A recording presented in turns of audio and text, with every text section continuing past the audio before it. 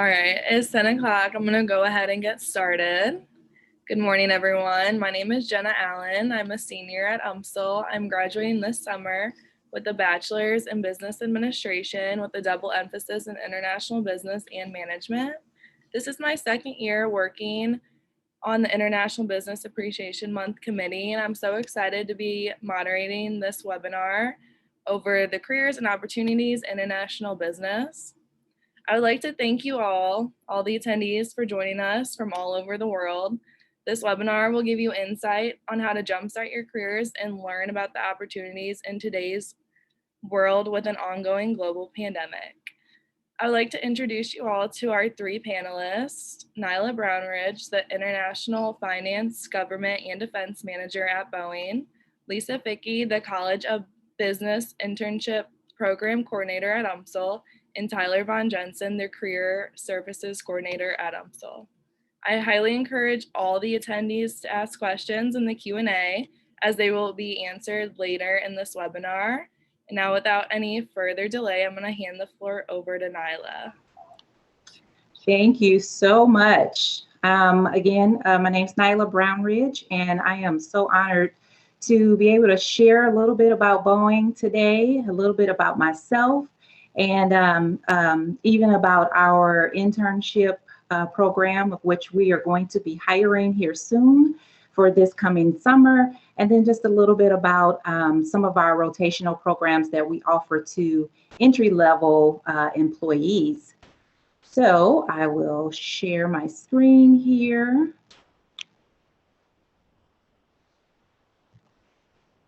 Okay, can you see that okay? Yes, it's perfect. All righty. So quick agenda. Again, I'll share a little bit about myself and then go through just a couple of slides about Boeing and our international organization, some of the impact that we've had as a result of COVID, and then, as I stated, internships and entry-level roles. So a little bit about who's Nyla Brownridge. First and foremost, I am from the area. I was born and raised in a little town called Centerville, Illinois. It's right next to Cahokia, Illinois, if anybody's heard of it. Very, very small town. My mother was a single mom with 4 children. She raised us with great values and instilled, a lot in us in terms of doing well for ourselves as we embarked on our careers and, went out to the real world, so to speak. And so one of the things that I'll say about myself is that my faith is a huge part of who I am. It drives who I am as a woman, as a mother, and definitely as an employee at the company. So my favorite quote is actually a Bible verse, which is Jeremiah 29:11. And one of the things that you'll see here, I've got several different little notes about me. What we do at Boeing is we do a lot of sharing about our background at our different staff meetings. And so, we get to know each other. And so one of the things that was asked of us is, if we had an opportunity to do a different job, what would that be? And for me, that would be a dancer. So my youngest daughter, she's 16. You can see some of her pictures up there on the upper right side of the screen. She is an amazing dancer, and I absolutely love watching her. And then also she dances competitively, and also a lot of the other dancers that we see at the competitions. And so I just am in amazement because I can't dance at all. So I would love to do that if I could do something other than work at Boeing. My motto is, I live my life so that people don't have to lie at my funeral. So always try to treat people right, with respect and dignity, and really just showing love to people, in every way possible. So I'm happiest when I am with my girls. So I mentioned Journey already. She's the dancer of the crew. And then secondly, or I should say first, because she's my oldest, Nitivia. She's the pictures down below Journey, and you can see there she in her graduating cap and gown. She went to college at Tennessee State University, and she graduated with her bachelor's in accounting, like her mom. And so she also went on to get a master's degree in accounting as well. And so now she works for a mid-sized accounting firm. Very, very proud of her and all of her accomplishments. She's just doing great things. And then the two pictures over more to the right of the screen, that's the two of them together. And it's so funny because Journey, she's the 16-year-old. She looks older than her sister, who's actually 25. So she always complains about that. And she's taller. So that's like a big thing too. But anyway, those are my girls. Let's see, my education. Of course, I went to UMSL. I started there and I had a different degree when I first started. I was really interested in actuarial science.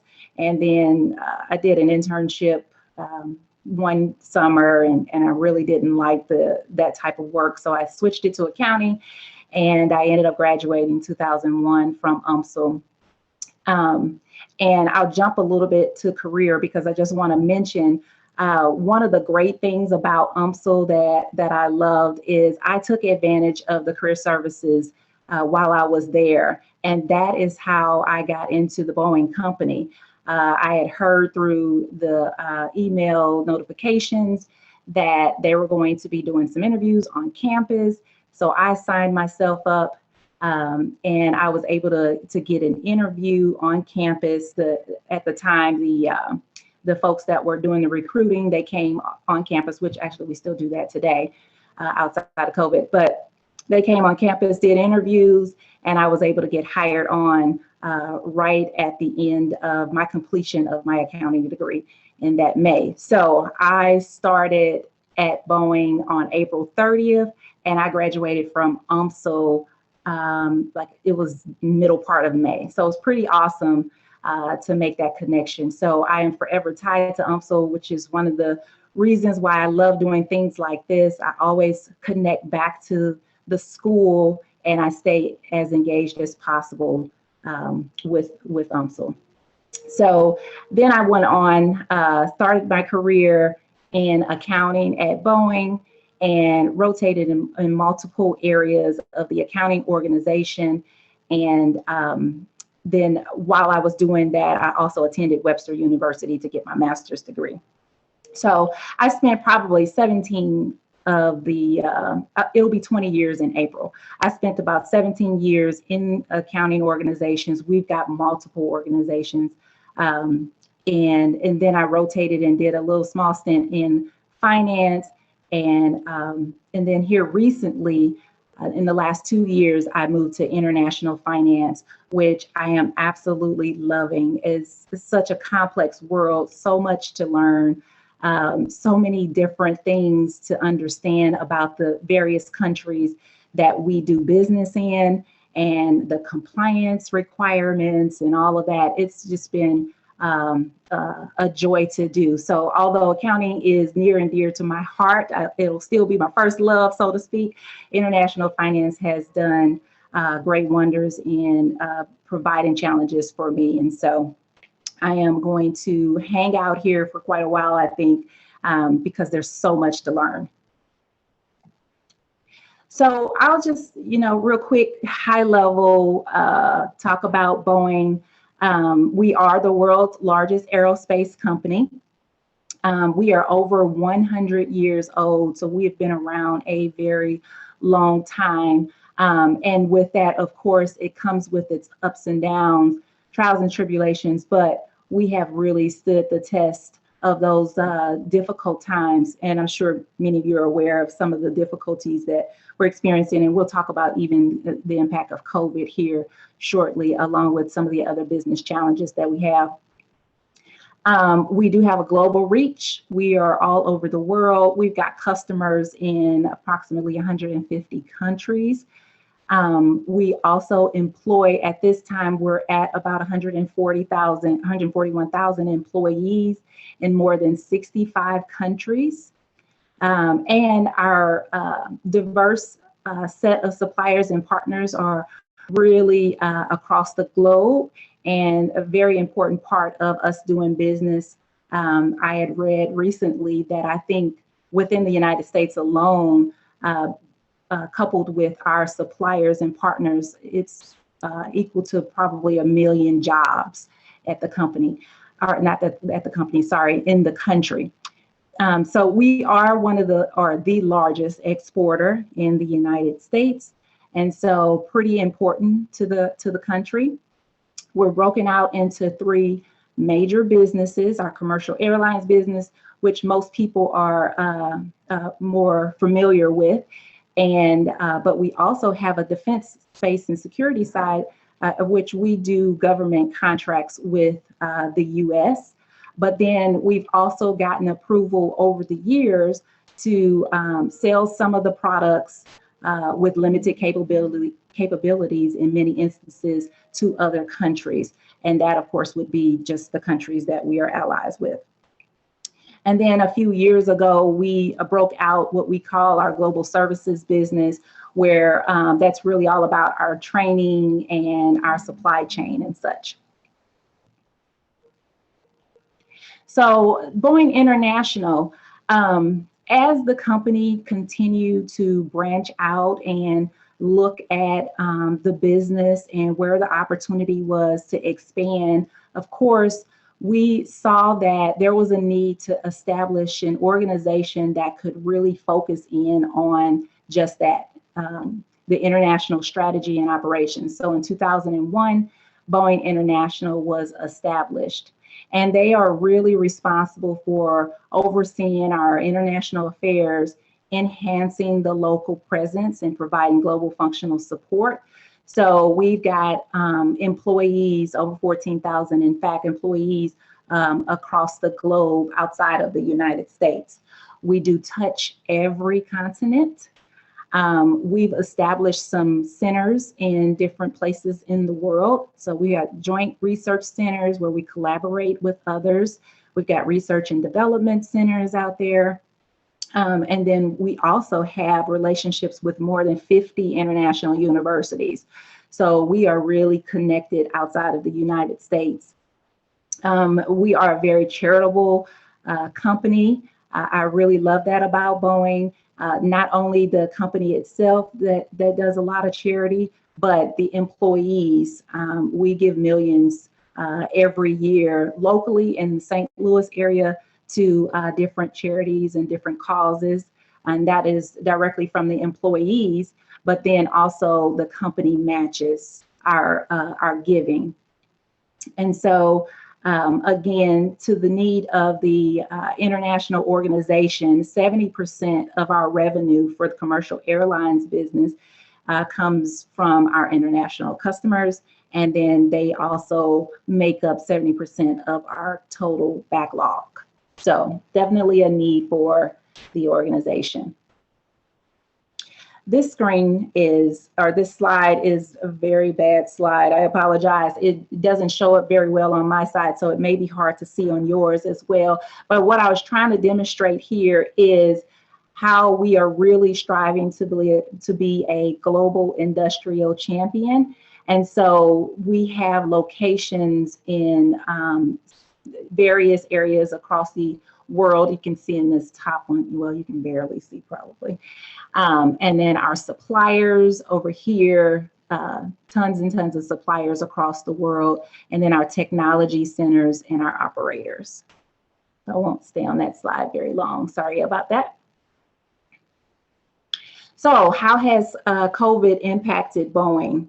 You know, as I just sat and thought about this, you know, I really feel like obviously there's a number of ways that it's impacted all of us.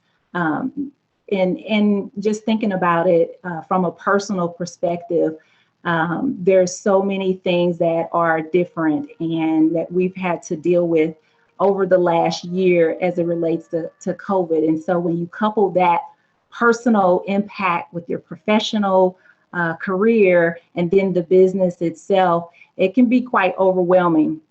But I think overall, I'm going to say that as a company, the people that I work with have been absolutely awesome along the way in supporting one another and standing together and understanding, being flexible.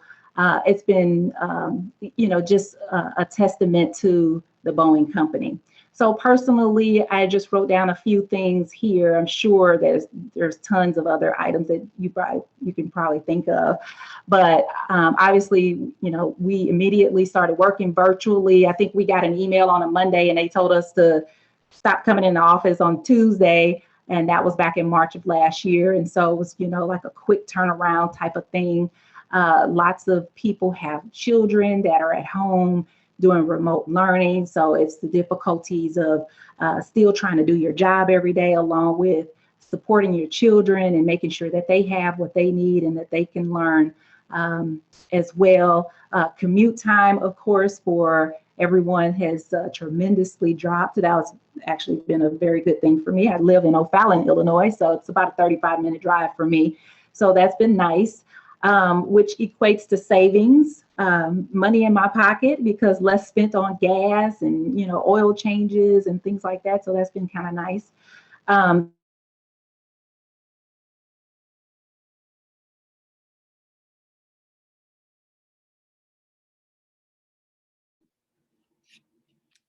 Nyla, are you still with us?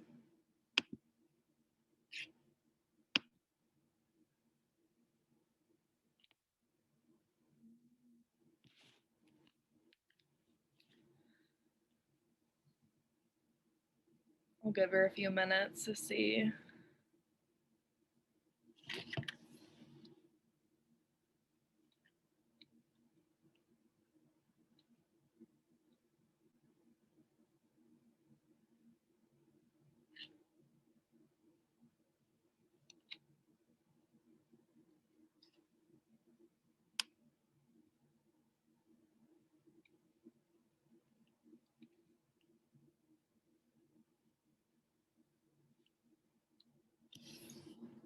Hi.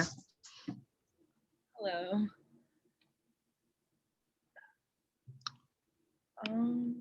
Did we lose? Yeah.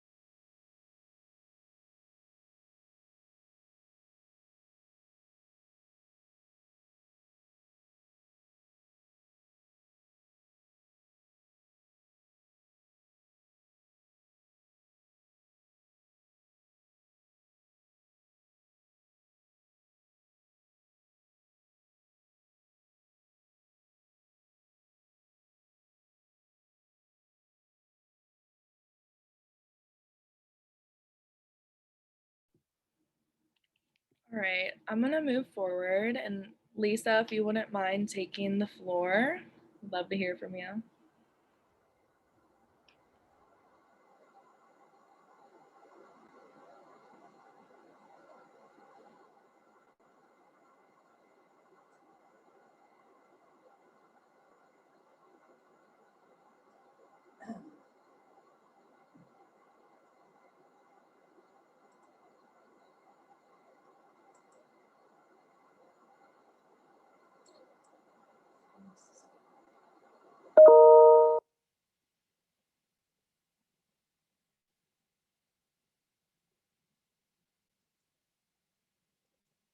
Okay, can you hear me?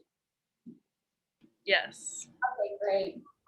Poor Nyla, I have had that happen to me before where I was in the middle of a conversation, do a presentation, and like the internet or something goes on, something happens. I had it happen yesterday. So hopefully today she gets back on and hopefully I don't have the same kind of problem, just keeping my fingers crossed. So it's really great to be here. Thank you for asking me to join this event. I'm excited to share some information with our audience that may not be aware of the multitude of opportunities that are available to students here at University of Missouri St. Louis. We have a tremendous network here in our city. And I think when you're thinking about international business, you're thinking about making those connections.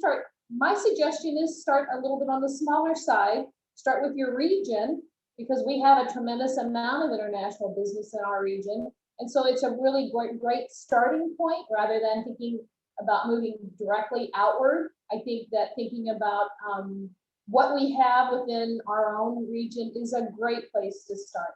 So just to give you a little introduction, my name is Lisa Pickey. I am the internship coordinator dedicated just for the College of Business. Our internship program serves the needs of our business students. We assist them with preparing for and receiving an internship at firms around the St. Louis region.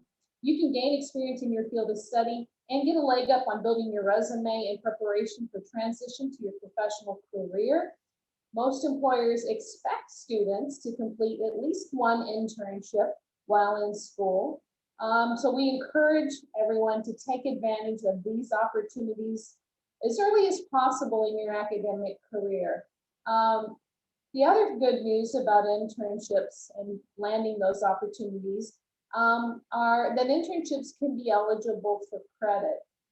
So that is something that students find valuable as well. It's a nice little bonus aside of actually gaining experience in a career field that you're studying for.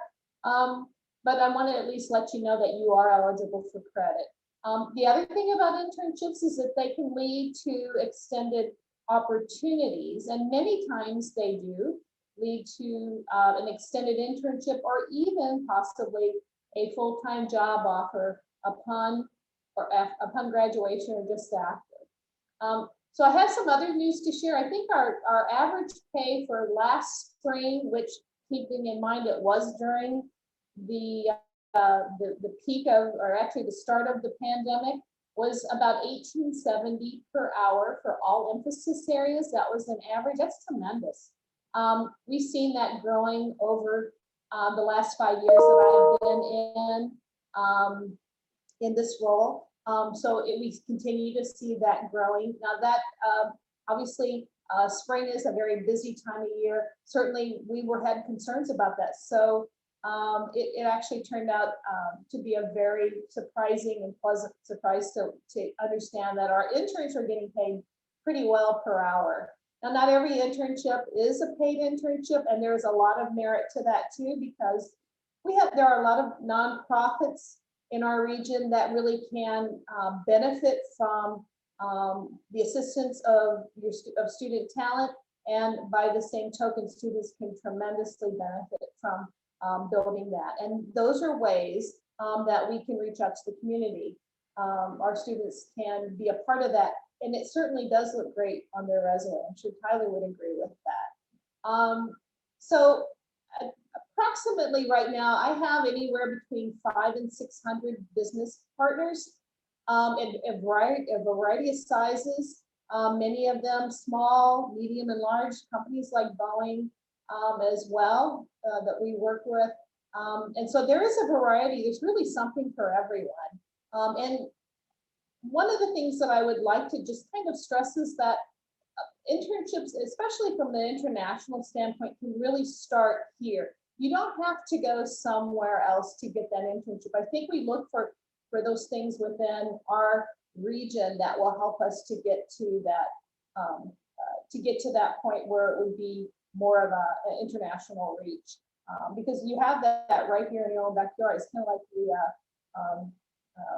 I could think of it as the Wizard of Oz scenario where Dorothy thought she should leave to go and find her fortune, but it was really right there in her own backyard. Certainly that is the way it is with internships in our region as well. So we're very fortunate to have that.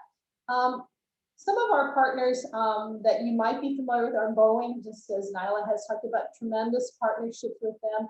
But we also have opportunities with companies and business relationships with Edward Jones, Unison, Worldwide Technologies, Express Scripts, Proficient, and that's just to name a few. Like I said, there's quite a few. I counted nearly 600 over the 5 years that I've been here. So those relationships are deep relationships, especially with Boeing's and Edward Jones and some of these firms worldwide. We have deep relationships with them because those individuals, many of them went to UMSL. Many of them attended UMSL. Maybe they went to UMSL business, maybe they studied in economics or another area, but they have contributed to our region's growth, and they have gone to work in our region and these companies that really do look and come back to UMSL to look for talent. They realize what the benefit of the wonderful education they received through UMSL, and so many of them do return because they understand that value.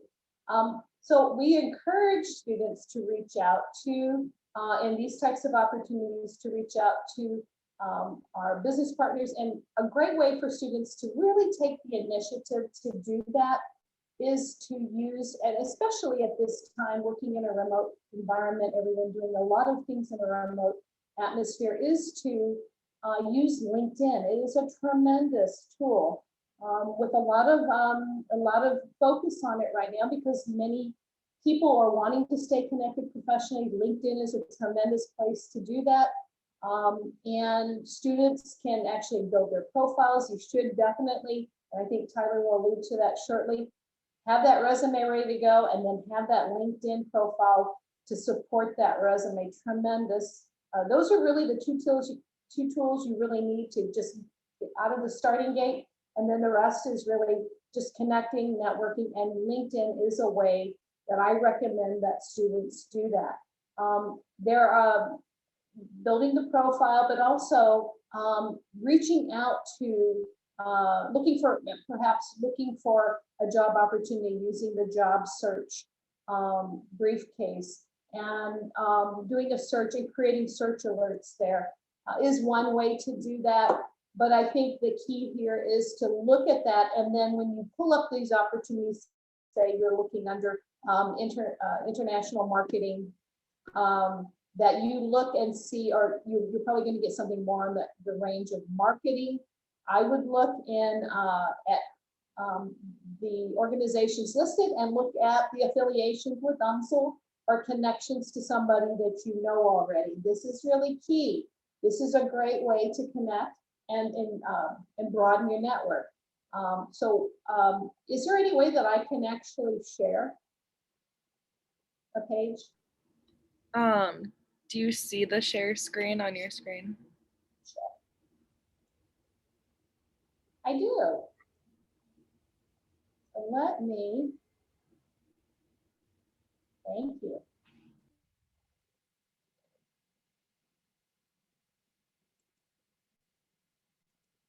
So I just want to kind of just give wanted to put this focus on the LinkedIn a little bit. Let me see.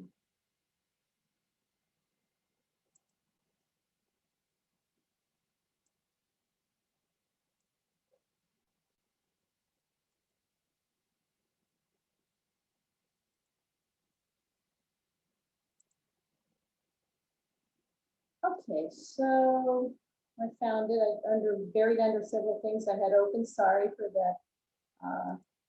Let's see. Okay, so I just kind of want to give it, rather than try to explain it, I'd like to just see if maybe I can share that. So basically, we're looking at my LinkedIn profile.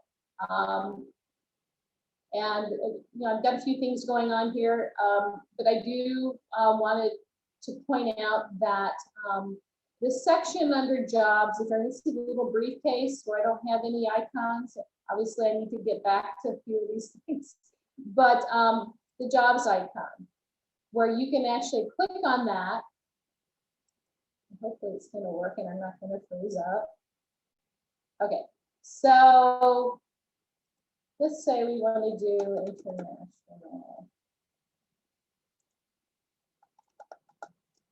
business, and we'll keep it loose. We'll just call it intern. And let's say we're going to put, you can put really any area. I think I'm just going to stick with our regional area. Let me do that. Here we go. So we're doing a search and we didn't find anything. So what we're going to do, actually we did, not really. So what we're going to do is we'll just take out, and we'll just do it that way.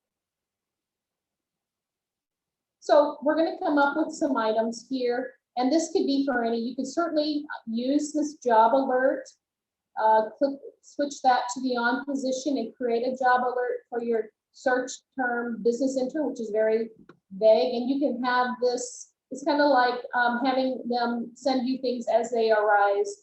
It's very helpful because it kind of keeps you on point with knowing what's going on with that particular search term, that particular position that you have an interest in, or whatever the search term you're using, whether it be marketing or accounting or finance or whatever the case may be. So let me just hit cancel on that.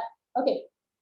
And then I wanted to share with you, as we're looking down under business intern, we can see that there are quite a few of opportunities that are on the left-hand side. And within those opportunities, you'll see 2 company alumni work here.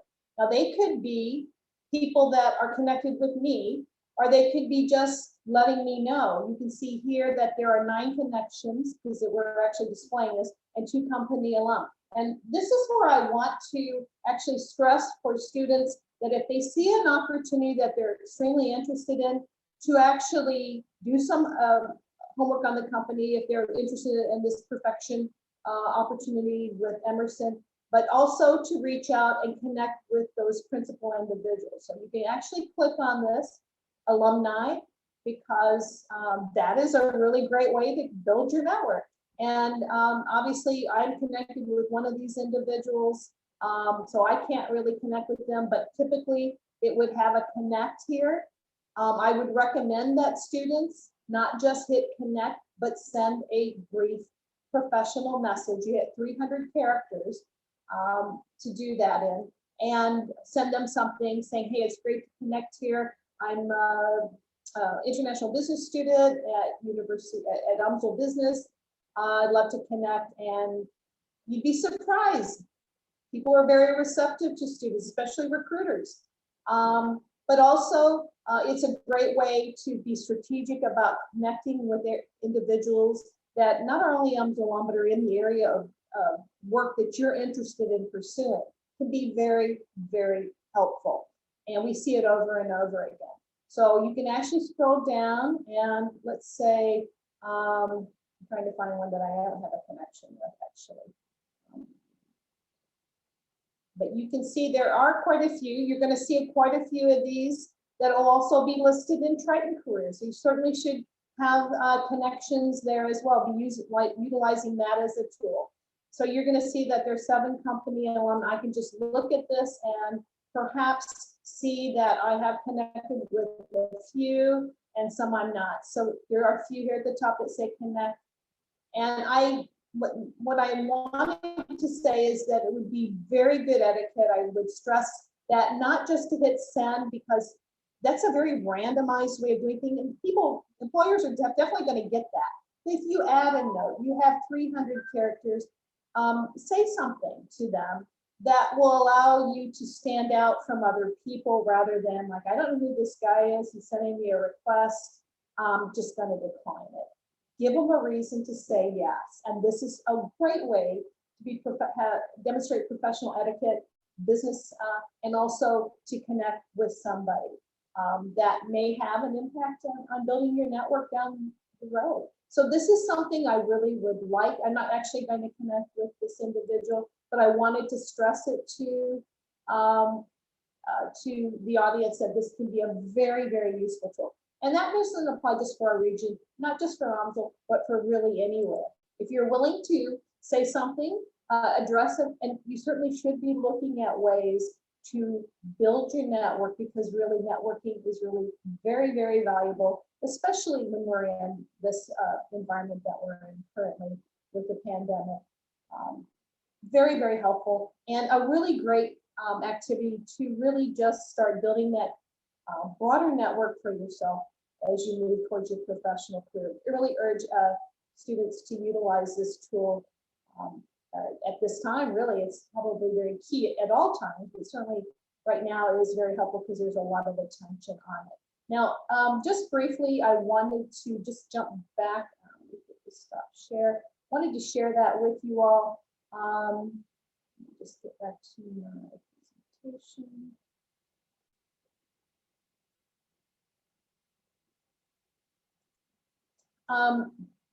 The other couple things that I wanted to mention to you is, beside having a great depth of business partners and opportunities for many students to connect with opportunities, but also to create, to really build some mentorship opportunities for themselves. We at UMSL have a variety of ways to do that. And that is through some of our clubs and organizations, which are still going very strong, even during the pandemic. But also to let you know about our advisory boards. We have 8 advisory boards and nearly 150 business executives that help meld their business objectives and best practices with our professors from each of our departments. It's a tremendous opportunity for students to connect and attend events that may include speaker panels or club opportunities where there are business sponsored events. So these are another way that students can broaden their network. And also many of the events like the one we're attending today are a great way for students to really connect. Now, obviously, we've done many of these on campus at different locations, in person, face to face in the past. Obviously, with this new environment, it has changed a little bit. Certainly, you try to look at it from the standpoint of where is the silver lining, and there certainly is a big silver lining here, because networking, people want to stay connected, and even if we have to do it in a remote environment, certainly we encourage you to do that, because many people are staying connected that way. But there are many events that students can attend to stay connected, to build their network, including this event, including the Finance Career Conference we had last week, Cybersecurity Career Conference. You don't have to be in one area of business to attend these events. You really, it is an opportunity to really gain a broader perspective of a variety of events and talent pools and resources. And then you have a better choice of options as you think about your career plan. So I wanted to tell you just a little bit about what you can do to help yourself get a jump start. Some of these things I've mentioned, but certainly be strategic, have a strategy for success. And obviously from time to time, we have to modify those things. We're not going to be able to go to in-person events in the immediate future, but certainly there are ways to do that, as I've mentioned, with LinkedIn and maybe virtual online events. Certainly look at those kinds of opportunities. Clubs and organizations, develop your professional skills. That's very, very key. And this is a great time, this downtime, so to speak, in a way where we're not doing face-to-face, to really develop those. And in the etiquette for LinkedIn, as I've mentioned, that is a great way to really hone that skill and to really stand out, because employers expect that you have some professional skill, that you are polite, and that you speak up. So you don't want to just be, you want to stand apart from the other individuals that are competing with you for that role. So definitely do those things. And thank you notes. We ask our students to do that. That's formal training, but certainly thank you. Stay on top of your network in LinkedIn. Certainly send kudos for birthday celebrations, for opportunities that individuals have new roles, or they may be taking on new opportunities. Those types of small things can really add to assist you in creating and supporting your network. I spend some time doing that every day or two. I have about 15 or 1,600 contacts now via LinkedIn. Yeah, it is a busy job, but yeah, you definitely want to maintain those contacts. And certainly getting started with that is what I'm encouraging you to do today. Now, there are a couple of other things too that I wanted to mention to you, and ways that you can connect are through some of our mentor programs. We have a Boeing mentor program that is pairing up students, juniors and seniors with a Boeing mentor that is an UMSL alum, which is tremendous opportunity to get some feedback from individuals just like Nyla and some of the individuals that we have regular contact with and see on a regular basis. They're very helpful in helping students to kind of frame a variety of things. Also, we have the Regional Business Council, which is the RBC. That's also another year-long program that is comprised of the 14 area universities and a year-long mentor opportunity with an executive from a Fortune 100 company in the St. Louis region. And there are other ways. We actually have a Rising Tritons program that will be coming forward here in the next few weeks, and that is with Lily Jones. So you'll be able to see that. And we encourage you to look at a variety of opportunities to reach out to the community. The World Trade Center of St. Louis, the St. Louis Mosaic Project. These are tremendous opportunities to connect with international business and economic forums that are right here in our area. So certainly encourage you to do that. Now, what I wanted to say in closing is that I hope this has been a helpful conversation. I hope that certainly if you have any questions, certainly feel free to reach out to me. But I think that you will find that some of this help can be very beneficial. And if you have any questions about it, certainly just reach out to me or schedule an appointment with me. I'm very accessible through My Connect and Starfish for the students that are interested in learning a little bit more or expanding a little bit more. But I think the key point here is everybody should network. Do the things that you need to do, obviously, but definitely use this time to network. And that could be through a student organization. It could be through an event like today, and it could also be through potential career opportunities. So thank you so much for allowing me to speak today. And if you have any questions, certainly feel free. I'll be available for any of that. Thank you. Thank you, Lisa. That was very insightful. I'm sure you'll answer some questions at the end that the attendees have. Tyler, I'm going to ask you to have the floor now, if you wouldn't mind. And then Nyla, I see that you're back, so you can finish your presentation after Tyler's, if you would like. Okay. Awesome. Hold on one second. All right. So I am Tyler Von Jensen. I'm a staff member in UMSL Career Services, working primarily with the School of Business, as well as a few majors in arts and sciences. So yeah, I'm just going to kind of add on to a little bit of what you've already heard from our other presenters, and just give some tips about networking and resumes, what you could be doing to basically make yourself marketable as you are beginning your job search, or as you continue your job search, depending on where you're at. So I'm trying to figure out. Here we go. So Jenna, real quick, can you see, do you see like 2 slides, or you see 1 slide? I see 2. Let me try and fix that real quick. I'll try and fix that real quick. All right, that should be, did that fix it? Yes, that's fine. Okay. 2 monitors always goofs me up a little bit with PowerPoint. All right, so in terms of career opportunities, something that we've noticed at Career Services since a year ago when the pandemic was starting to come up is there's always been some level of optimism with the job market.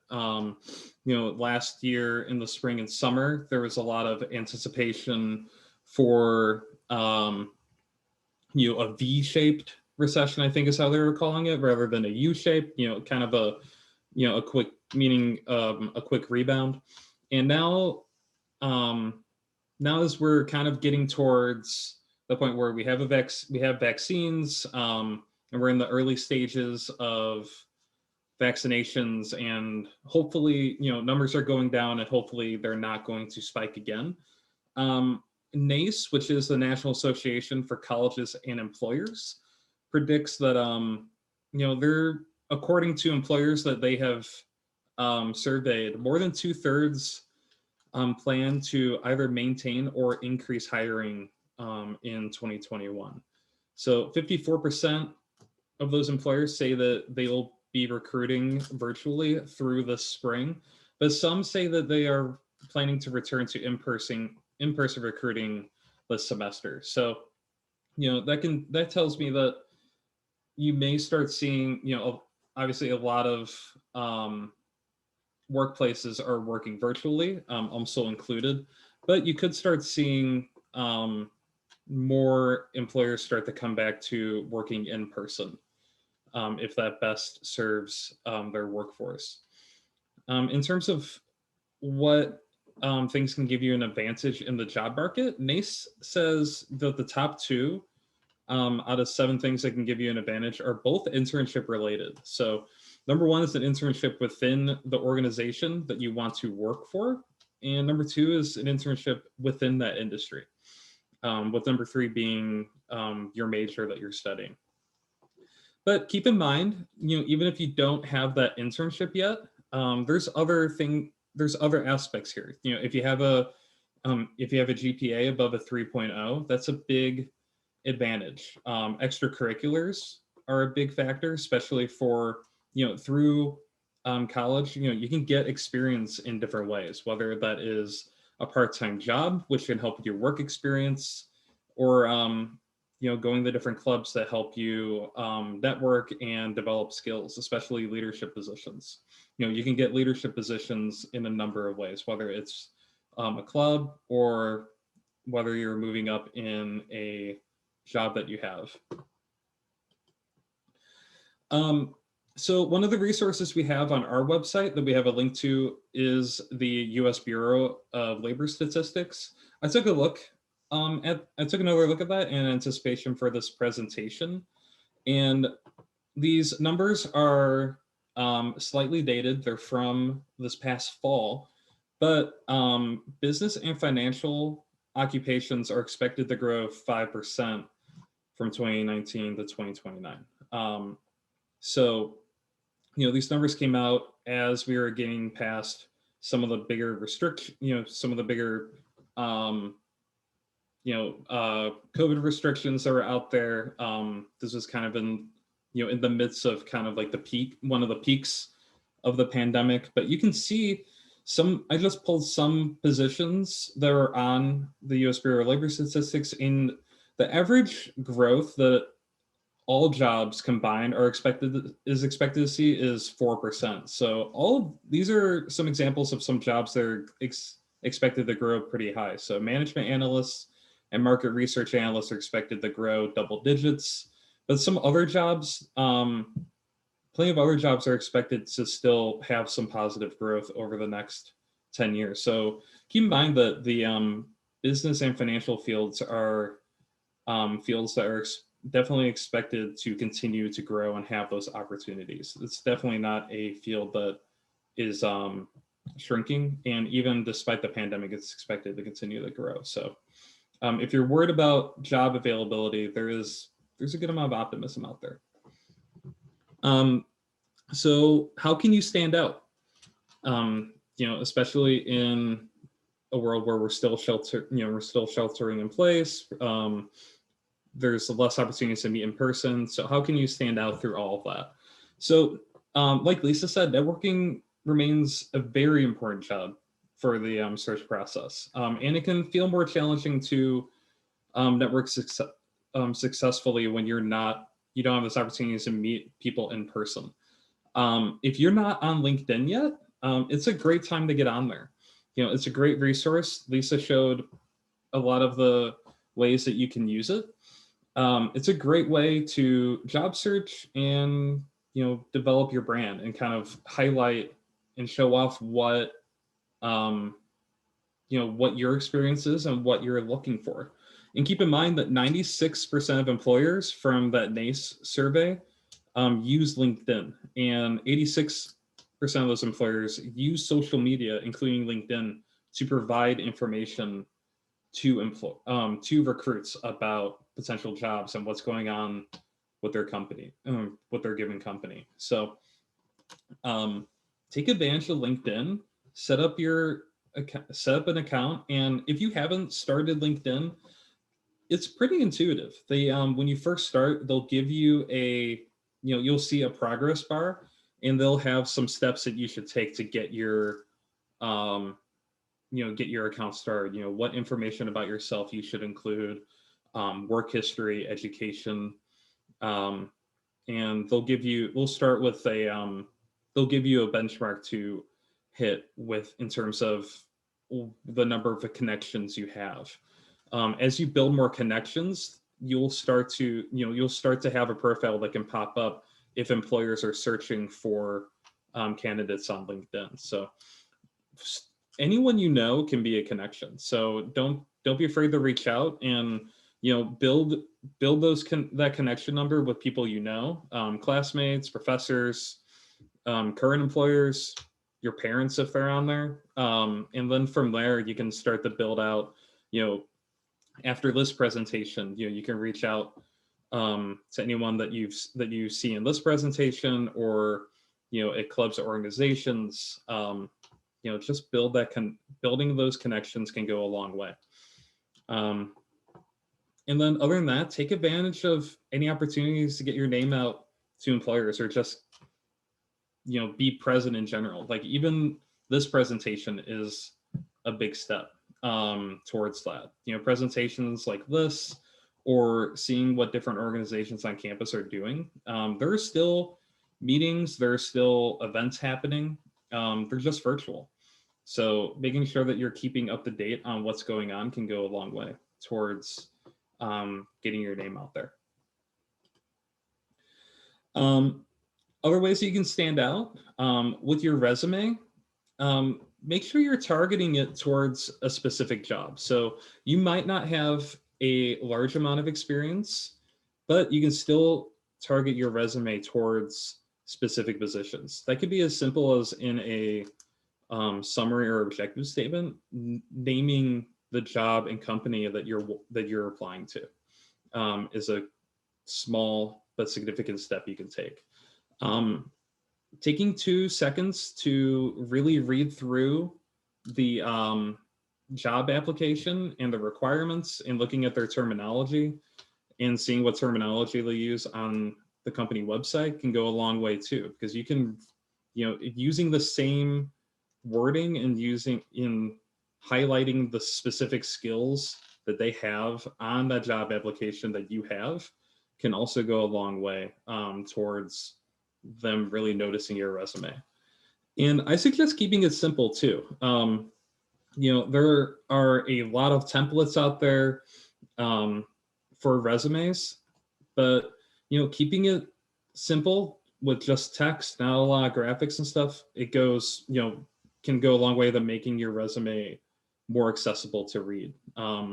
Employers on average do not spend a lot of time looking at your resume, and they're likely not reading every single word on it. So keeping a simple layout can be really good for you in making sure that your information can be read quickly and it can be accessed by employers quickly. Interview, and then when you get to that interview stage, you want to be able to show that you've done your research and why you're a good fit for the job. The more you know about a potential employer, the more prepared you're going to be, and the more that's going to come through when you're in that meeting with employers. So make sure you're researching the company, not just that specific job, but also looking at the company's about us page. Do they have a mission statement? Do they have about us information? So instead of you can go with that information, you can go from saying I'm interested in this position, you can go from that to, I'm interested in this company because of, the stuff on your About Us page, about, your work, the job, the history of the company really interests me. Your goals for the next year are interesting to me. When you can call out specific pieces of information, that can give you a leg up on other candidates. So when you're looking to develop that resume, keep in mind that these are the top 10 things, according to NACE, that employers look for on your resume. So if you're working on getting that internship, but you don't, you're worried about having directly related experience, keep in mind that out of these 10 things, I have the top 5, and then I have the top 6 on one, so they're actually legible. But a lot of these are soft skills, as we call them, but really, they're essential skills that every employer looks for. Any job can give you problem-solving skills. Plenty of jobs can give you knowledge of like how to work on a team and the experience of working on a team. Strong work ethic, written and verbal communication skills, leadership. These are, most of these are very easily obtainable attributes you can get from part-time work or being involved with clubs or organizations on campus. So if you're struggling to think about what to put in your bullet points on your resume, think about what employers are looking for on this list, and think about how you've had those, how you've obtained some of those experiences. You can make a part-time job really interesting on a resume. And I'm happy to help with that if you're kind of struggling to figure it out. I've helped plenty of people so far, help them develop, how do I make a, pizza delivery job look good? Or how do I make a server job at a restaurant look impressive? And there's ways to do that, how to show like how hard you worked in that job and what you learned from it. So ways you can get your resume reviewed. We have Resume Mania happening between now and March 10th, in lead up to our career fair, which I'll talk about in a minute. So if you go to UMSL Career Services, on the top of the page to the left, you'll see Resume Mania. If you email your resume, we'll give you a quick review. And then from there, we can either schedule a meeting, or if you have a second draft you want to look at or any follow-up questions, we're happy to help with that as well. You can schedule a meeting with Career Services. I am available to meet any time between 8 and 5 from Monday through Friday. And I'm happy to meet with anyone about resumes or other topics, whether it's interviews or interview questions, cover letters, or trying to figure out how to successfully job search, if you're trying to get that process started. You can get your resume reviewed through Trying Careers as well. If you submit it and then say you want a resume review, that should be an option that comes up. And then we have resume and cover letter tips and samples available on our website as well. So if you want to get a quick peek at what some options for resume and cover letter layouts, some ideas, those are available on our website as well.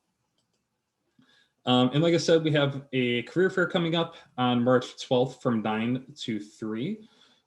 We're again working with Career Fair Plus. We used them in the fall for the first time, and we feel like it was a pretty big success. Everyone seemed to really, for the most part, really seemed to say that worked well. So if you download the app or go through our website, you can set up a profile. I think the profile has to be set up with an app, but everything else is can be done on a desktop or a laptop as well. And you can see employers that are attending the fair, and if they're looking to hire full-time, part-time, or have internship opportunities. So we have plenty of information on our website about this. We have we have 2 more information sessions that you can find information about on our website. One is, I believe, tomorrow, and then the last one is on Thursday at 4. So if you go to UMSL Career Services, you can find information on those. And I think there should still be time to sign up if you want to go to a quick 30-minute informational session. And if you're wondering how many employers are on or are attending, so far we're at 64, but that number is growing every day. In the fall, we ended up around 90 employers. Other resources that we provide, our website has an abundance of resources for you, some specific ones. Trying Careers is only available to UMSL alumni and current students. And that's our own job database. So you can see internship opportunities, full-time work opportunities. So you can look through there and kind of see how to apply for those positions. USA Careers and Going Global are both resources that are within Trying Careers now. Going Global is especially a great resource if you're an international student that is looking to work in the United States or vice versa. You can get some, you can get visa information on there, as well as you can see if you're interested in working in a specific region or city somewhere else in the globe. You can look up that city and kind of see what job availability there is, as well as some information on what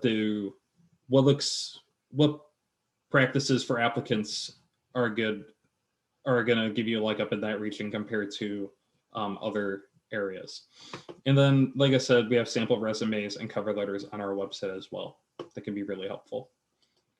And if you're interested in scheduling a meeting, UMSL Career Services is working remotely through the spring. So email is probably the best way to get a hold of me.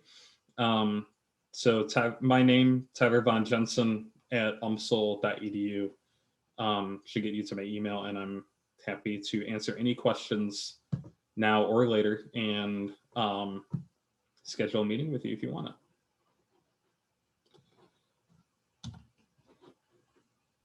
All right, thank you, Tyler. Yeah. Nyla, do you want to continue with your presentation? So I didn't know that I had crashed. So I don't know, where did I end? What did you hear last? The map with all the dots, it was the slide after that one. The slide after the map. Okay, I'll do a 10-minute version because I do want to share the intern program. So did you guys hear about the intern program? No, we did not. Okay. So let me try. Sorry about that. I had no idea you guys were not there anymore. It's all right. So yeah, technology is great when it works. Okay, let's see if I can share.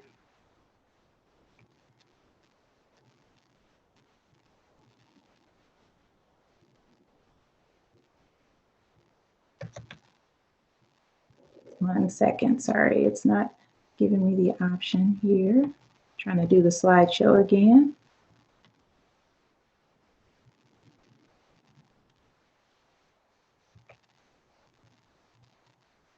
Well, it's not letting me. It says your browser is preventing access to share your screen. So I will just tell you all. Okay, so our internship program is going to be kicking off here soon. And I wanted to make sure you guys are aware that we're going to be hiring here in the next few weeks. So we're going to have a number of postings that will be put on our college career website. Our internship lasts from 10 to 12 weeks through the summer.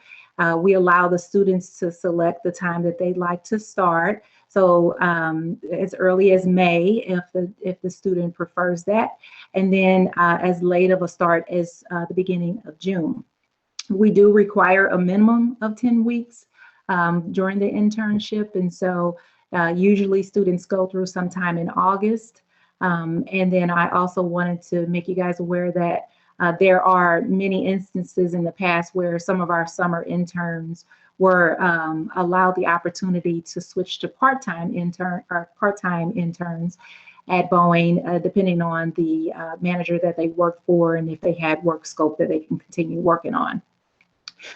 We do make sure that we provide, projects that are engaging and that can help develop the intern. So you won't be a paper pusher or anything like that, but we want to make sure that we give projects that are valuable, not only to the intern, but also to our organizations. We assign mentors to our interns during the summer to help them learn and grow. And then we also have a lot of extra things that we do with the interns, such as a team case where there's a friendly competition between teams. We'll pair up multiple interns and into different teams, and then they are working on a particular case and then have the opportunity to share that with the executives. So that's usually pretty cool, something that we've done, and we've gotten some really great results from that to the point of actually implementing some of the ideas that our interns have suggested. Of course, there's plenty of training that we provide. We've got a lot of great extracurricular activities that they set up for the interns. So site tours are usually scheduled, and we know in COVID we're not on site. However, they have found ways to go around that and using a video camera to walk through the tour as the interns are logged into a WebEx or a Zoom type of call. So that's pretty cool. Let's see. The other thing I want to mention is the BCFP program, which is our Business Career Foundation program. We are going to be also hiring some more students for that particular program. That is entry level. It's a 2-year program, and you have an opportunity to rotate to 6 different positions, and they're 4 months each. And so that's a very fast-paced, robust program that we allow entry-level position participants to really see a broad perspective of jobs within the finance organization. There are some requirements. You need a degree in business administration with emphasis in finance, accounting, economics, data analytics. There's some other things that they also select in terms of the degree, and then a GPA of 3.5. That particular program does have positions all over the country, such as Puget Sound, St. Louis, Chicago, Huntsville, etc. So very good program there to get involved with. We've hired a number of also grads for that particular program.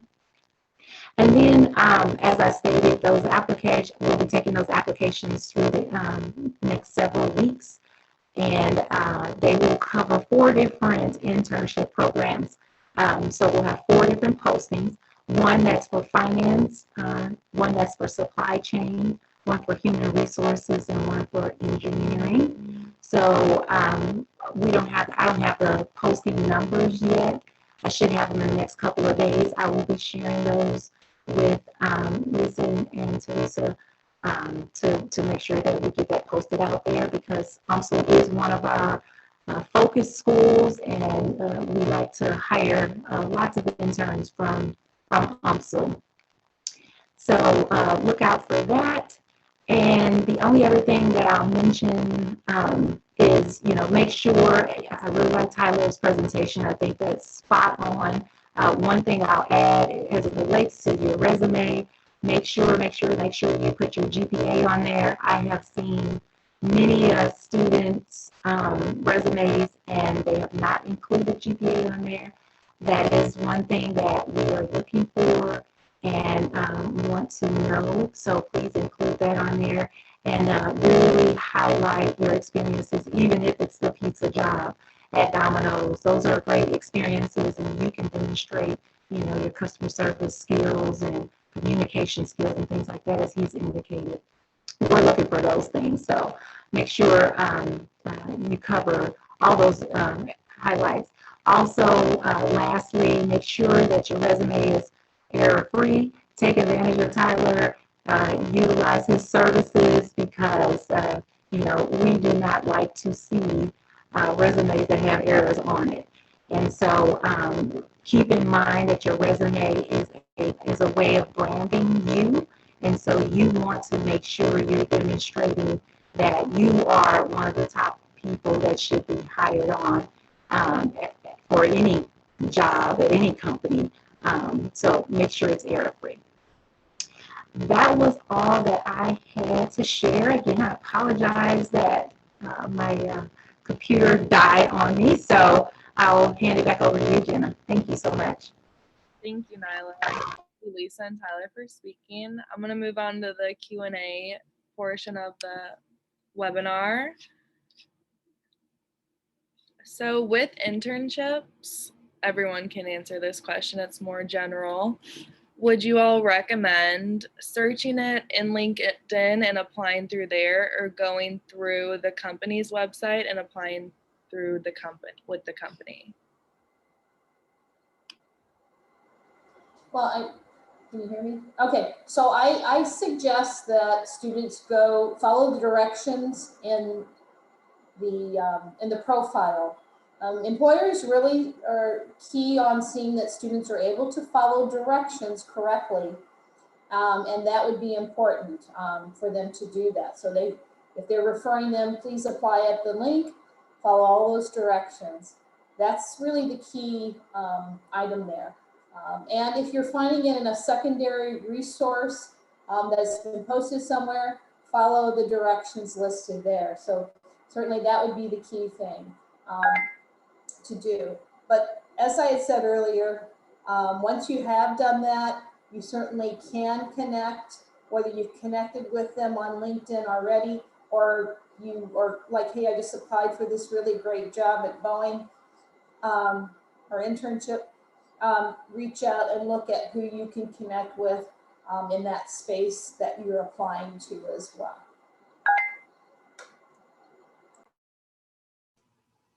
Yeah, completely agree. Like different company, if you're searching on a secondary website like LinkedIn or Trying Careers, different employers are going to have different preferences. I know on Trying Careers, sometimes you can apply within Trying Careers. So some will just will have that set up. Some other companies will provide a link or tell you to go to their website. So just whatever a given company wants that you're looking at, because it will vary whether, when you're looking on Indeed or LinkedIn or Trying Careers, you're likely going to have some variety in how to apply.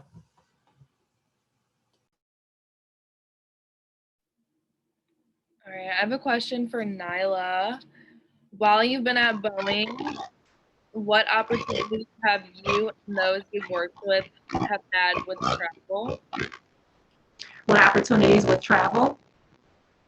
Oh, yes. So pre-COVID, there were lots of opportunities with travel. In fact, depending on what projects I was working on, especially when I was in the accounting organization, I would travel to different parts of the United States. At that time, I wasn't working in international type of work scope, so most of my travel was California or Washington, sometimes Philadelphia, Huntsville, Alabama. So things like that. We did travel.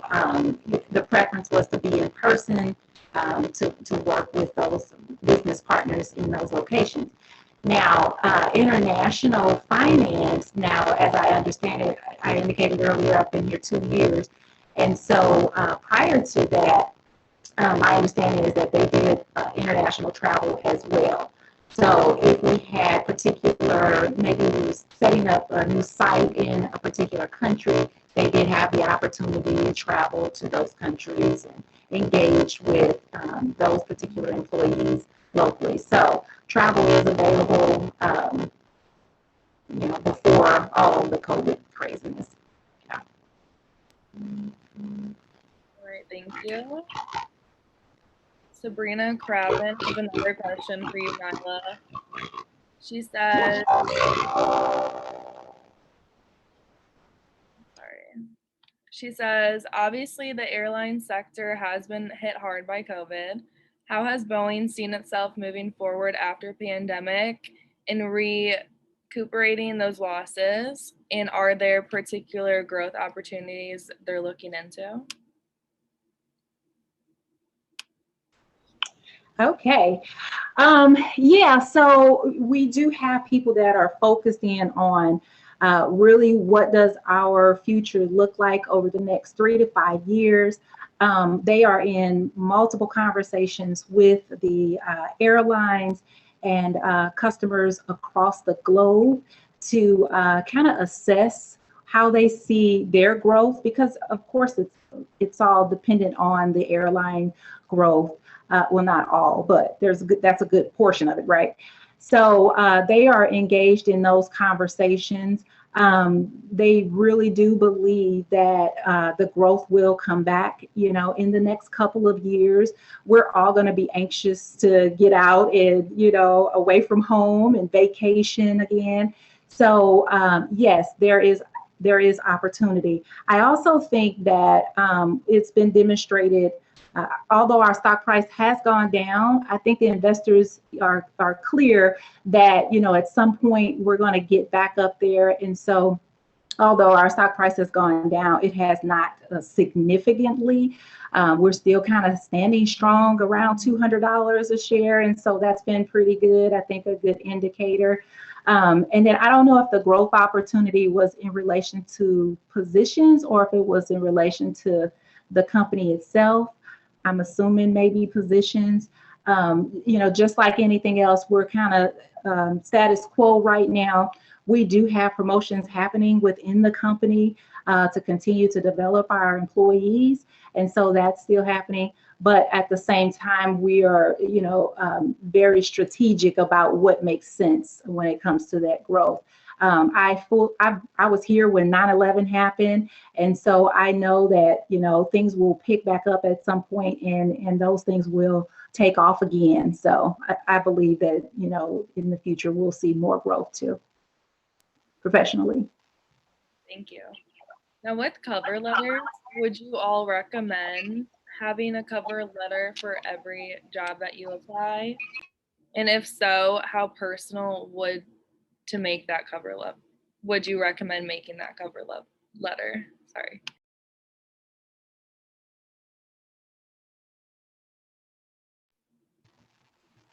I'll say for me, cover letters are nice, but they're not required. Whenever I am looking for someone to interview, that resume is the main thing that I am focused on. That really tells me the story that I want to know about that particular applicant. So that's our preference here at Boeing. I don't know a lot of managers at Boeing that really looks at cover letters, but I do know there's probably some companies out there.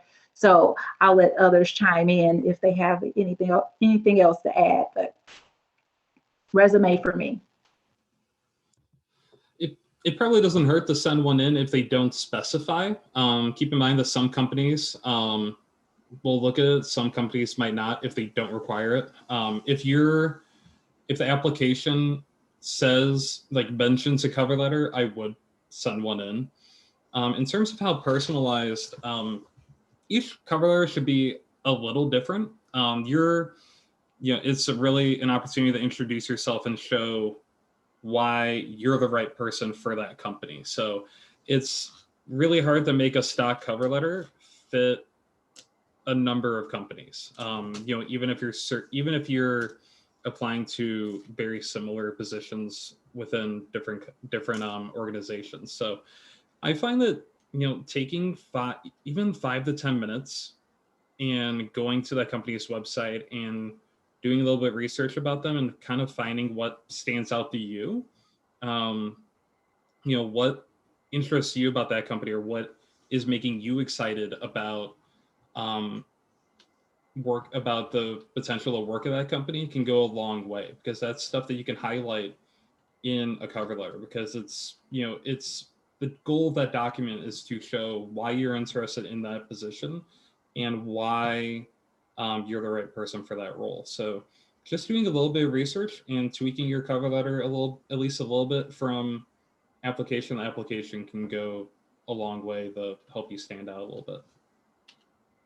And I would add to that even though there may not be a lot, and I've heard it from other recruiters as well, that cover letters are kind of a secondary kind of thing. They may ask you to provide one. It is about following directions to see if you can follow that, but they may not give as much attention to that cover letter. However, if you're going to do a cover letter, you should do it well.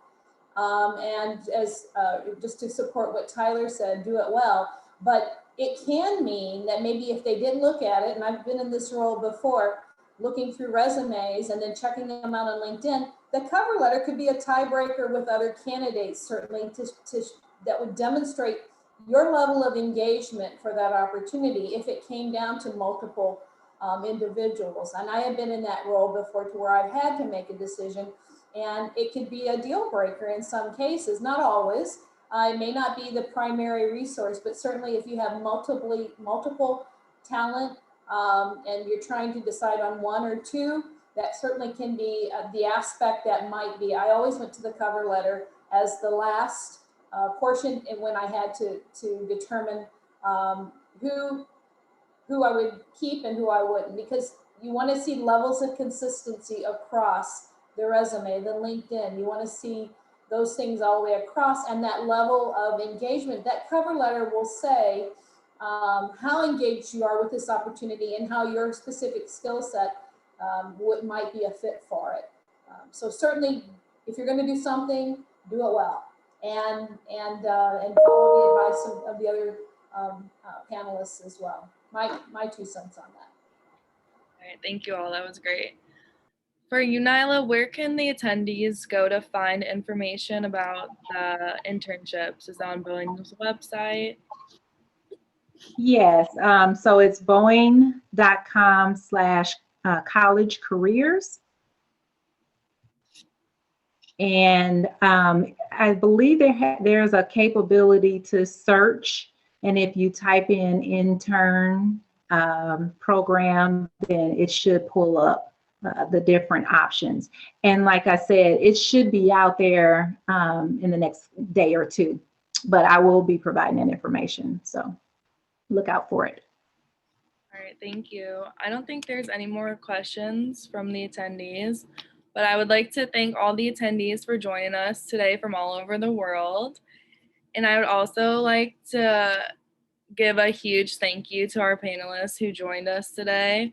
Without you, this wouldn't have been made possible. So I'd like to give a virtual round of applause. For the attendees, please join us February 26th for our last webinar, where you could get the chance to win AirPods or a camera if you have attended 4 or more sessions. And I know personally I learned a lot of valuable information from this webinar and how to jumpstart my career and all the opportunities out there. So thank you all so much and have a great rest of your day, everybody.